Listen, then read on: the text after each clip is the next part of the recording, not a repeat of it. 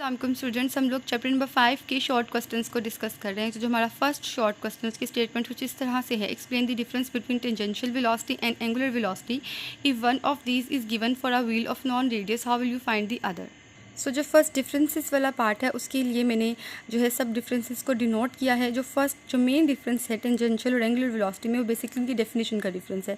जो हमारी tangential velocity है वो लीनियर डिस्प्लेसमेंट की रेट ऑफ चेंज को डिस्कस करती है, जबकि जो हमारी एंगुलर वेलोसिटी है वो एंगुलर डिस्प्लेसमेंट की रेट ऑफ चेंज को डिस्कस करती है। तो अगर उसको मोर डिटेल में हम देखें तो हम इस डायग्राम की हेल्प से उसको अंडरस्टैंड कर सकते हैं। अब यहाँ पर सिचुएशन कुछ ही है। अगर फर्स्ट डायग्राम आप देखें तो हमारे पास एक ऑब्जेक्ट है जो एक स्ट्रिंग के थ्रू कनेक्टेड है एक फिक्स्ड स्पॉट के साथ, ठीक है। और क्योंकि उसका रेडियस जो है वो डिटरमिन्ड है और वो एक सर्कुलर मोशन जो है उसने कंटिन्यू की हुई है। लेकिन अगर ऐसा हो कि जो स्ट्रिंग है जिसके साथ ये एक फिक्स्ड रिजिड स्पॉट के साथ कनेक्टेड, हम इसको कट कर दें तो क्या होगा कि जो हमारा ऑब्जेक्ट है ये उसी मोमेंट पर अपनी सर्कुलर मोशन को कंटिन्यू नहीं करेगा, बल्कि वो एक स्ट्रेट पाथ में वहाँ से निकल जाएगा। तो वो जो उसका स्ट्रेट मोशन होगी वो उसकी लीनियर वेलोसिटी की वजह से होगी। तो नॉर्मली जितने भी ऑब्जेक्ट सर्कुलर पार्ट में मूव कर रहे होते हैं, हमें उनकी लीनियर वेलोसिटी इसी मेथड से फाइंड आउट करनी पड़ती है कि हम इमेजिन करते हैं कि अगर किसी भी इंस्टेंट के ऊपर वो अपनी सर्कुलर मोशन की बजाय अपनी लीनियर मोशन को कंटिन्यू करेंगे तो उस इंस्टेंट की क्या वेलोसिटी होगी, वो टेंजेंट ड्रॉ करके हमें रिसीव होती है, उसको हम टेंजेंशियल वेलोसिटी कहते हैं। लेकिन अगर हम बात करें एंगुलर वेलोसिटी की तो वो सिंपल किसी भी ऐसा ऑब्जेक्ट जो कि सर्कुलर मोशन में मूव कर रहा है उसकी जो मूविंग वेलोसिटी है वो उसकी जो है वो सर्कुलर मोशन की वजह से जो उसकी मूविंग वेलोसिटी है उसकी एंगुलर वेलोसिटी कहलाती है। और जो बाकी डिफरेंसेस है वो उनकी सिंबल का डिफरेंस है, उनके फार्मूलाज का डिफरेंस है, उनके यूनिट का डिफरेंस है, उनकी डायरेक्शन का डिफरेंस है। जो टेंजेंशियल वेलोसिटी की डायरेक्शन है वो अलोंग टेंजेंट होती है और जो एंगुलर वेलोसिटी की डायरेक्शन है वो along the axis of rotation होती है, जिसको हम राइट हैंड रूल से फाइंड आउट करते हैं।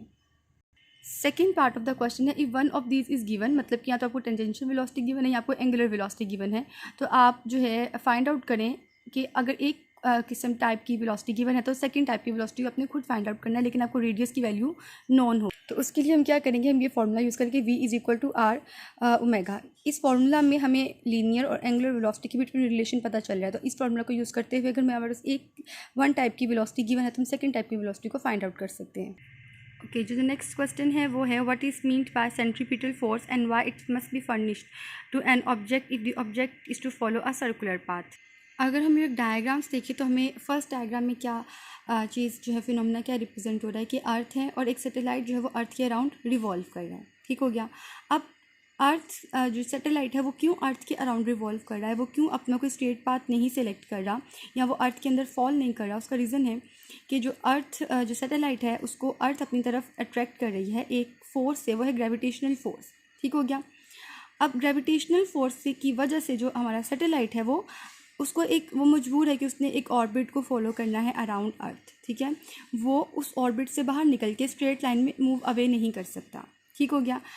और सेकेंडली अगर हम बात करें किसी एटम की, तो एटम में हमारे पास न्यूक्लियस होता है और इलेक्ट्रॉन होता है, ठीक है। और मोर मतलब इलेक्ट्रॉन्स काफ़ी ज़्यादा होते हैं, लेकिन हम लोग सिंगल एक इलेक्ट्रॉन की बात कर रहे हैं। तो इलेक्ट्रॉन क्यों जो है वो न्यूक्लियस की तरफ अट्रैक्टेड होता है, क्यों वो उसके अराउंड सर्कुलर ऑर्बिट में मूव कर रहा होता है, due to the presence of electric force.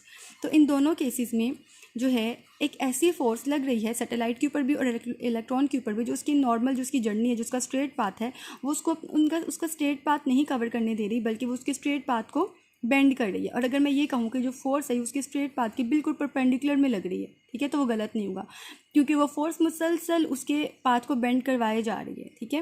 किसी भी पॉइंट पर उसको वो स्ट्रेट लाइन जर्नी कवर नहीं करने दे रही। तो वो जो फोर्स है जो कि किसी भी ऑब्जेक्ट को सर्कुलर मोशन में रखे उसको सेंट्रीपिटल फोर्स कहते हैं। तो इस केस में अर्थ के केस में वो सेंट्रीपिटल फोर्स में ग्रेविटेशनल फोर्स प्रोवाइड करती है, और इस वाले केस में वो सेंट्रीपिटल फोर्स में इलेक्ट्रिक फील्ड प्रोवाइड करती है।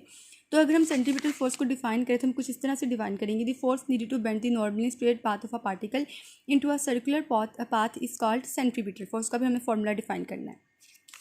उसके बाद हमने ये बताना है कि क्यों ये जो हमने बताना है कि सेंट्रीपिटल फोर्स रिक्वायर्ड क्यों है, ठीक है, क्यों ज़रूरी है, और सेंट्रीपिटल फोर्स की एब्सेंस में क्यों सर्कुलर मोशन पॉसिबल नहीं है।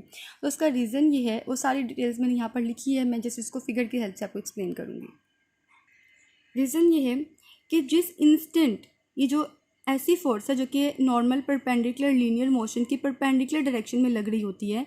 अगर ये एब्सेंट होगी तो ऑब्जेक्ट ऑब्वियसली अपने सर्कुलर पाथ को कंटिन्यू नहीं करेगा, वो एक स्ट्रेट लाइन जर्नी को कंटिन्यू करते हुए सर्कल से बाहर निकल जाएगा। तो अगर हमें सर्कुलर मोशन चाहिए तो ये एसेंशियल है कि सेंट्रीपिटल फोर्स हो या वो फोर्स प्रेजेंट हो जो सेंट्रीपिटल फोर्स को प्रोवाइड कर रही है, अदरवाइज सर्कुलर पाथ पॉसिबल नहीं है। ओके, नेक्स्ट क्वेश्चन है what is meant by moment of inertia, explain its significance. तो इसको समझने से पहले हमें थोड़ी सी और डिस्कशन करनी पड़ेगी। मोमेंट ऑफ इनर्शिया को अंडरस्टैंड करने से पहले हमारे इनर्शिया का कॉन्सेप्ट क्लियर होना चाहिए। इनर्शिया बेसिकली क्या होता है कि किसी भी ऑब्जेक्ट की रेजिस्टेंस को इनर्शिया कहते हैं, कि वो अपनी शेप में अपनी मोशन में किसी किस्म का कोई चेंज बर्दाश्त नहीं करता। मतलब कि अगर वो स्टेट ऑफ मोशन में है तो वो स्टेट ऑफ मोशन में रहना चाहेगा, और अगर वो स्टेट ऑफ रेस्ट में है तो वो स्टेट ऑफ रेस्ट में रहना चाहेगा। और इनर्शिया की मेजरमेंट किस तरह से होती है, मास की हेल्प से होती है। अब आप यहाँ पर देखिए, हमारे पास एक ट्रक है और एक बाइसिकल है। अब ट्रक का मास ऑब्वियसली ज़्यादा है एज़ कम्पेयर टू बाइसिकल। तो अगर हमें एक रिलेशन को हम देखें तो हमें क्या पता चल रहा है कि फोर्स जो है वो F is equal to ma Newton second law of motion से मैंने रिलेशन निकाला है कि फोर्स जो है वो मास के डायरेक्टली प्रोपोर्शनल है। ठीक है, मतलब कि अगर ऑब्जेक्ट का मास ज़्यादा है तो उसको डिस्प्लेस करवाने के लिए उसके ऊपर फोर्स भी ज़्यादा लगेगी। ठीक हो गया ना। अगर मैं आपसे क्वेश्चन करूँ कि ट्रक और बाइसिकल में इन दोनों को हम लोग डिस्प्लेस करवाना चाहते हैं, हमारे पास तो हमें किस केस में ज़्यादा फोर्स रिक्वायर्ड होगी, तो आप कहेंगे कि ट्रक के केस में फोर्स ज़्यादा लगानी पड़ेगी as compare to bicycle, because truck का मास बाइसिकल से ज़्यादा है। उसका दूसरा मतलब क्या है कि ट्रक का इनर्शिया बाइसिकल की इनर्शिया से ज़्यादा है। मतलब कि जो ट्रक की रेजिस्टेंस है to avoid the change in its motion, वो क्या है, ज़्यादा है एज़ कम्पेयर टू बाइसिकल। तो अगर मैं इनर्शिया को सिंपल वर्ड्स में डिफाइन करूं तो मैं कह सकती हूँ the tendency of a body to maintain its linear motion या इट्स स्टेट ऑफ रेस्ट जो है वो क्या है, हमारे पास इनर्शिया है। अब जो हमारे पास मोमेंट ऑफ इनर्शिया वो बेसिकली क्या है कि the tendency of a body to maintain uniform circular motion और rotational motion is called moment of inertia. मतलब कि सिंपल नॉर्मल इनर्शिया का जो रोटेशनल इफेक्ट है उसको बोलते हैं हम लोग मोमेंट ऑफ इनर्शिया। कि अगर कोई बॉडी कोई सर्कुलर पाथ कवर कर रही है या किसी सर्कल में मूव कर रही है तो वो चाहेगी कि अपनी स्टेट ऑफ मोशन को कंटिन्यू रखे, और अगर कोई ऐसा फिनोमेना होता है जो उसकी स्टेट ऑफ मोशन को चेंज करने की कोशिश कर रहा है तो वो उसको रेजिस्ट करेगी, तो वो उसकी मोमेंट ऑफ इनर्शिया से हमें वो इन्फॉर्मेशन मिलती है। और the rotational analogue of linear mass is called moment of inertia. हम इसको इस तरह से भी डिफाइन कर सकते हैं, मैथमेटिकल रिलेशन उसका यहाँ पे रिटर्न है। और अगर हम इसकी सिग्निफिकेंस की बात करें, जिसका भी क्वेश्चन में पूछा गया है, तो ये बहुत इंपॉर्टेंट रोल प्ले करती है एंगुलर मोशन में, और इसका रोल वही है जो कि इनर्शिया का रोल है लीनियर मोशन में। ठीक हो गया। और जो है इसको हम लोग जो इसके फॉर्मूला में आर है उसको उन लोगों ने डिफाइन किया है और एम को डिफाइन किया है। तो यही पूरा क्वेश्चन था, आपने इसको इस तरह से अटैम्प्ट करना है। ओके, नेक्स्ट क्वेश्चन है what is meant by angular momentum, explain the law of conservation of angular momentum.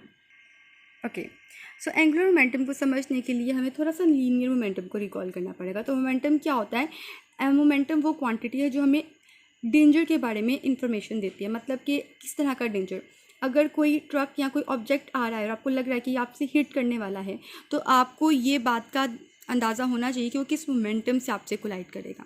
ठीक है, उसका मोमेंटम बहुत ज़रूरी है। मोमेंटम का फॉर्मूला देखें, लीनियर मोमेंटम किस पर डिपेंड करता है, मास और वेलोसिटी पर। मतलब कि सामने से आने वाला ऑब्जेक्ट कितना हैवी है, इस बात पे भी आपको जो डैमेज फेस करना पड़ेगा वो किस पे डिपेंड करता है, आपके साथ जो बॉडी कोलाइड करने वाली है उसके मास के ऊपर एंड उसकी वेलोसिटी के ऊपर। अब देखें, अगर आपके पास कोई बहुत बड़ा जाइजेंटिक ट्रक आपको आके हिट करता है तो आपका बहुत ज़्यादा नुकसान होगा, लेकिन एक बारीक सी गोली जो आपको आके लगती है उसकी स्पीड इतनी ज़्यादा होती है कि वो भी आपको बहुत नुकसान पहुंचाती है। तो डैमेज दोनों केसेस में बहुत सिग्निफिकेंट होता है। जैसे कि यहाँ पर आपको जो है एग्जाम्पल में 2 कार्स नज़र आ रही हैं, कार ए और कार बी।